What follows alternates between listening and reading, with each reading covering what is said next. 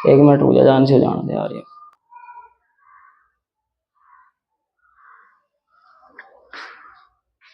So hello दोस्तों everyone, एक बार फिर से हमारे यूट्यूब चैनल पे आप सभी का स्वागत है। तो प्यारे बच्चों, आज हम पढ़ने जा रहे हैं जीके। और जीके में यानी कि भारत से जो भारत की ज्योग्राफी है उसको पढ़ेंगे, जो बहुत ही महत्वपूर्ण है। और इसमें एक टॉपिक रहता है हमारा भारत की नदियाँ। और नदियाँ इतनी महत्वपूर्ण है, बहुत सारे क्वेश्चन यहाँ पर आते हैं और बहुत सारे क्वेश्चन यहाँ पर पूछे जाते हैं। तो आज हम स्टार्ट करेंगे भारत की नदियाँ, और भारत की नदियों के बारे में बिल्कुल डिटेल से जानेंगे, यानी कि किस प्रकार की नदियां भारत में पाई जाती है और कौन कौन सी नदियां इंपॉर्टेंट है। तो आइए चलते हैं। आज हम पढ़ेंगे इंडियन ज्योग्राफी, और इंडियन ज्योग्राफी से पढ़ेंगे हम भारत की नदियां। यहाँ पर आपको ध्यान से देखना है, क्या पढ़ेंगे हम? भारत की नदियां। तो प्यारे बच्चों, आपको याद रखना है, अगर बात करें भारत की नदियों की, तो भारत में 4000 से अधिक ज्यादा नदियां हैं। यह आपको याद रखनी है, 4000 से ज्यादा नदियां भारत में है। और इसमें देखते हैं जो भारत की नदियां है, और भारत की जो नदियां है, दो प्रकार की नदी होती है। आपको याद रखना है, नदी कितने प्रकार की होती है? नदी दो प्रकार की होती है।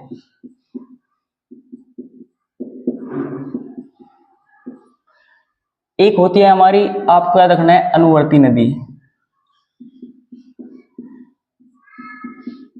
मैं आपको बता दूंगा कि अनुवर्ती नदी क्या है। दूसरी होती है हमारी पूर्ववर्ती नदी।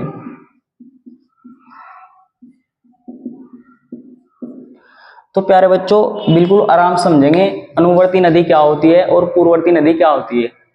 अनुवर्ती नदी वो है जिसका निर्माण अभी या रिसेंटली में मतलब हो जाता है, ठीक है। और पूर्ववर्ती नदी वो है जब हमारा हिमालय का निर्माण नहीं हुआ था, उससे पहले जो नदियां चल रही थी उन्हें बोलते हैं पूर्ववर्ती नदी। जैसे ब्रह्मपुत्र, गंगा, सिंधु, सतलज, झेलम, चिनाब, रावी, व्यास, ये क्या है? हमारी पूर्ववर्ती नदियां है, यानी कि हिमालय के निर्माण से पहले वाली नदियां। और हिमालय के बाद वाली नदियां, ऐसे आपको याद रखना है। पूर्ववर्ती नदी उन्हें कहते हैं जो हिमालय के निर्माण से पहले वाली है। अनुवर्ती नदी उन्हें कहते हैं जो हिमालय के निर्माण के बाद की नदियां है। इस तरीके से आपको याद रखना है। अगर आपको एक दो एग्जाम्पल लिखना है तो यहाँ पर आप लिख देंगे। पहला हो जाएगा हमारा सिंधु नदी, एक हो जाएगा हमारा ब्रह्मपुत्र, और एक हो जाएगा हमारा, इसमें आपको लिखना है झेलम। चिनाब लिख लेंगे। ये सब क्या है? हमारी पूर्ववर्ती नदियां है। तो यहां पर लिखना था, ये इधर गलती हो गया। जैसे हमारा हो गया सिंधु, यहां पर देख लेंगे, और ब्रह्मपुत्र, और झेलम, ये आपको याद रखनी है। और सतलज भी हो गई, ये भी आपको याद रखनी है। ये क्या है? हमारी पूर्ववर्ती नदियां है, यानी कि ये वे नदियां है जो हिमालय से पहले चल रही थी और हिमालय के बाद भी अब चल रही है, ठीक है। ये आपको याद रखना है। अब हम देखते हैं, जो भारत की नदियां है उसे दो भागों में बांटा गया है। भारत की नदियों को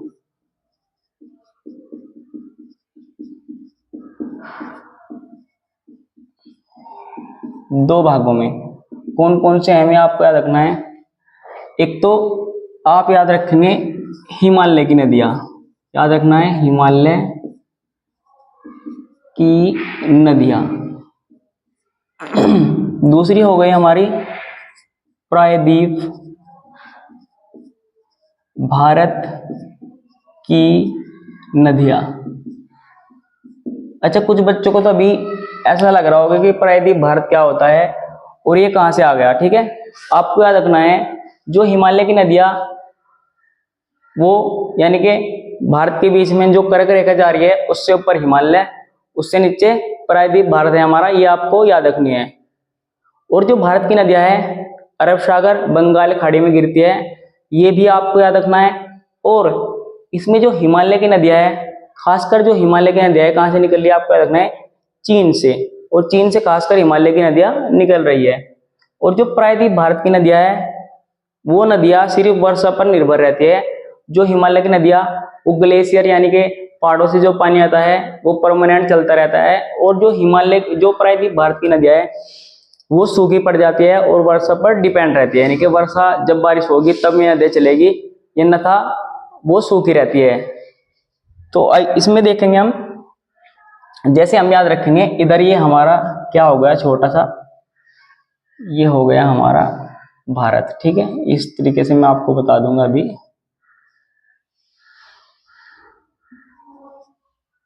तो ये हो गया हमारा भारत, यानी कि अगर हम इसके दो हिस्से करें तो ऊपर हो गया हमारा हिमालय,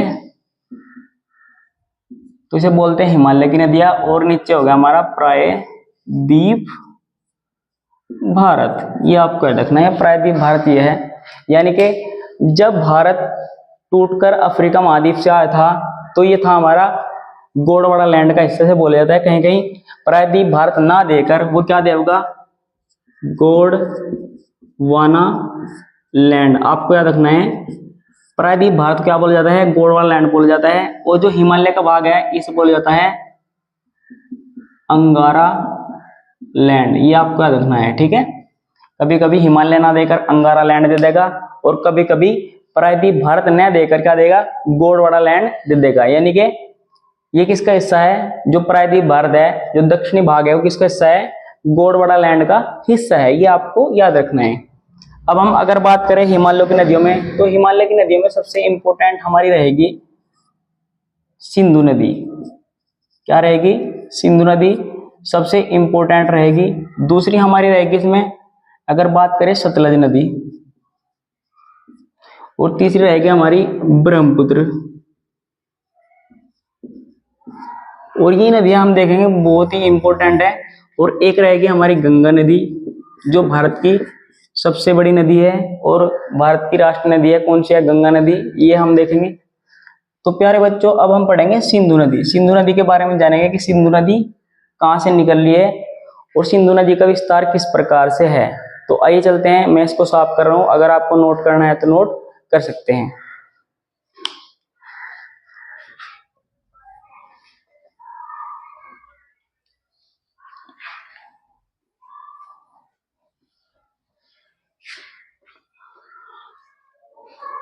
तो प्यारे बच्चों देखते हैं सिंधु नदी, और बिल्कुल ध्यान से पढ़ेंगे सिंधु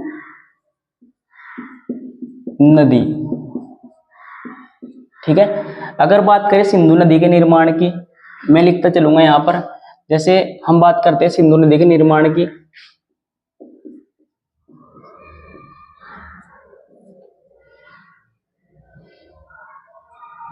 तो सिंधु नदी का निर्माण हो रहा है, आपको याद रखना है।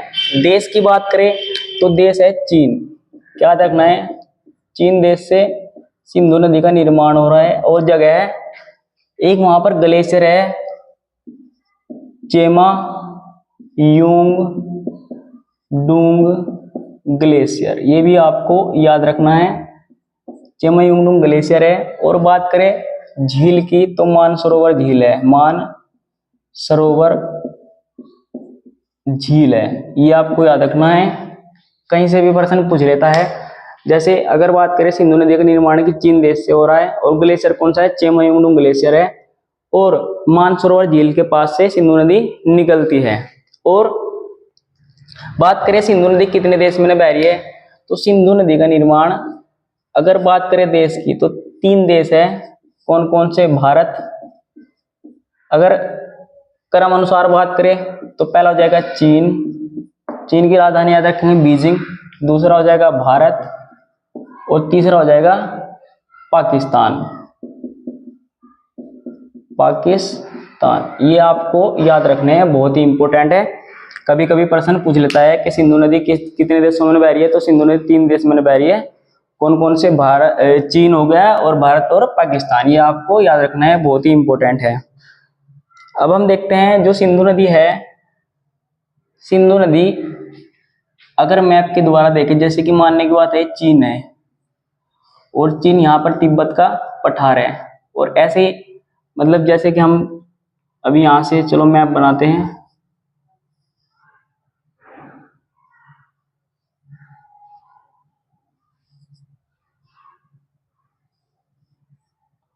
तो इस प्रकार से देखते हैं, जैसे इधर साइड में चीन है और यहाँ से नदी निकलेगी ऐसे होते हुए, ऐसे ऐसे, ये आपका क्या रहेगा, अरब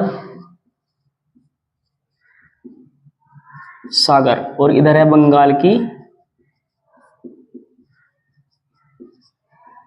खाड़ी। ये आपको याद रखना है। ऐसे सिंधु नदी यहां से निकलेगी चेमायून ग्लेशियर यानी कि तिब्बत का पठार। ये भी आपको याद रखना है। पठार कौन सा है?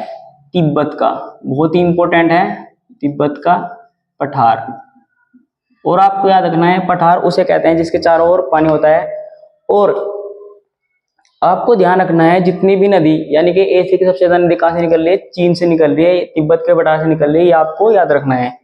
अब आपको मैंने बता दिया सिंधु नदी यहाँ से निकलेगी चीन से, और यहाँ से निकलने के बाद जम्मू कश्मीर राज्य में प्रवेश करते हुए और लद्दाख और झांसकर दोनों श्रेणी से होते हुए मतलब आपको याद रखना है ऐसे, ये श्रेणी है लद्दाख और ये है झांसकर, यानी कि दो श्रेणियों के बीच में बह रही है। लद्दाख और झांसकर से बहते हुए कहाँ चली जाती है? पाकिस्तान में चली जाएगी, और पाकिस्तान से होते हुए अरब सागर में चली जाएगी। ठीक है, तो प्यारे बच्चों इसका ध्यान रखना है आपको। अब हम देखते हैं जो सिंधु नदी है इसकी लंबाई कितनी है। सिंधु नदी की लंबाई यहाँ पर देख लेंगे, नोट भी आप कर सकते हैं। सिंधु नदी की लंबाई कितनी है? 2880 किलोमीटर। ये आपको याद रखना है सिंधु नदी की लंबाई है। कहीं कहीं किताब में कुछ और भी दे देगा। और अगर बात करें इसकी सहायक नदियों की, सहायक नदियां देखते हैं जो इंपॉर्टेंट है। अगर बात करें क्रम अनुसार जो सहायक नदी है कौन कौन सी है? ऐसे ऐसे ऐसे और ऐसे और ऐसे। सबसे पहले हमारी सहायक रहेगी नदी रहेगी झेलम, झेलम नदी। दूसरी हमारी चिनाब नदी, तीसरी रावी और व्यास, और पांचवी है सतलज। ये नदी है जो इसकी सहायक नदियां है, बहुत ही इंपॉर्टेंट है। तो आपको ध्यान रखनी है ये सहायक नदी कौन कौन सी है? झेलम, चिनाब, रावी, व्यास, सतलज। बहुत ही इंपॉर्टेंट नदियां है। ये इसकी सहायक नदी है किसकी? सिंधु नदी की। और सहायक नदी उसे कहते हैं जो छोटी नदी बड़ी नदी में जाकर मिलती है, उसे बोलते हैं सहायक नदी। अब इसमें आपको याद रखना है जो झेलम नदी है इसका निर्माण कहाँ से हो रहा है, ये आपको थोड़ा ध्यान रखना है। वैसे अलग अलग पढ़ेंगे। झेलम नदी का निर्माण हो रहा है जम्मू कश्मीर से। आपको याद रखना है कहाँ से हो रहा है? जम्मू कश्मीर से झेलम नदी का निर्माण हो रहा है, और यह हो रहा है शेषनाग झील के पास से। कहाँ से हो रहा है? शेषनाग झील के पास से झेलम नदी का निर्माण हो रहा है। और शेषनाग झील कहाँ है? जम्मू कश्मीर में स्थित है। और इम्पोर्टेंट बात रखने वाली, याद रखने वाली ये भी है कि जो झील है वुलर झील भारत की सबसे बड़ी मीठे पानी की झील है, कहाँ है? जम्मू कश्मीर में स्थित है। ये भी आपको याद रखना है, बहुत ही इंपॉर्टेंट है। अब हम देखते हैं चिनाब नदी। चिनाब नदी का निर्माण हो रहा है, आपको याद रखना है, यहां पर देख लेंगे। चिनाब नदी, इसका निर्माण हो रहा है बाड़ा लाचा ला दर्रा। आपको याद रखना है बाड़ा लाचा ला दर्रा। इस नदी का निर्माण हिमाचल प्रदेश के, याद रखना है, हिमाचल प्रदेश के बाड़ा लाचा ला दर्रा से इसका निर्माण होता है। और दर्रा से कहते हैं जो गैप होता है उसको बोलते हैं दर्रा। ठीक है, जैसे पहाड़ी में कोई गैप हो जाएगा उसे क्या बोलेंगे? दर्रा बोल देंगे। ठीक है, और अब हम देखते हैं और ये नदी किस में मिल जाती है? सिंधु नदी में मिल जाती है। इसका निर्माण हो रहा है बाड़ा लाचा ला दर्रा से। उसके बाद देखते हैं हम रावी नदी। तो प्यारे बच्चों रावी नदी का याद रखेंगे। रावी नदी का निर्माण रोहतांग दर्रे से हो रहा है। याद रखना है रोहतांग दर्रे से हो रहा है रावी नदी का निर्माण। और रोहतांग दर्रा कहाँ है? हिमाचल प्रदेश। ये भी आपको याद रखना है, बहुत ही इंपॉर्टेंट है। उसके बाद हमारी रहेगी रावी नदी। रावी नदी तो हमने बता दी। उसके बाद रहेगा हमारी व्यास। व्यास नदी का निर्माण व्यास कुंड से होता है। ये आपको रखना है, हिमाचल प्रदेश के व्यास कुंड से व्यास नदी का निर्माण होता है। और तीसरी हमारी ये जो इंपॉर्टेंट नदी है सतलज, बहुत ही इंपॉर्टेंट है सतलज नदी। ये बिल्कुल सिंधु नदी की तरह है। और आपको याद रखना है कि जो सिंधु की सहायक नदी है और उनका पानी कौन सी नदी लेकर जाती है? आप क्या रखना है, चिनाब नदी सारी नदियों को पानी इकट्ठा कर कर सिंधु नदी में ले जाती है। और जो सतलज नदी है इसका निर्माण कहां से हो रहा है? आपको याद रखना है चीन से। कहां से हो रहा है? चीन से हो रहा है। यहीं पर तिब्बत का पठार चेमायोंगडोंग ग्लेशियर के पास से इसका निर्माण हो रहा है। और झील कौन सी है? झील बदलती राकस ताल झील, ये आपको याद रखना है। यानी कि निर्माण हो रहा है कौन सी झील के पास से? राकसताल झील के पास से इसका निर्माण हो रहा है। और ये हिमाचल प्रदेश से होते हुए कहाँ जाती है? सिर्फ अरब सागर में गिर जाती है। और किसकी सहायक नदी है? सिंधु की सहायक नदी है। तो प्यारे बच्चों ये आपको याद रखनी है। तो आज थी हमारी सिर्फ ओनली सिंधु नदी की वीडियो। इसके बाद हम आपको धीरे धीरे जितनी भारतीय नदियां है सारी कवर कराएंगे। अगर आपको वीडियो अच्छी लगी हो तो चैनल को सब्सक्राइब कीजिए, वीडियो को लाइक कीजिए, शेयर कीजिए। धन्यवाद।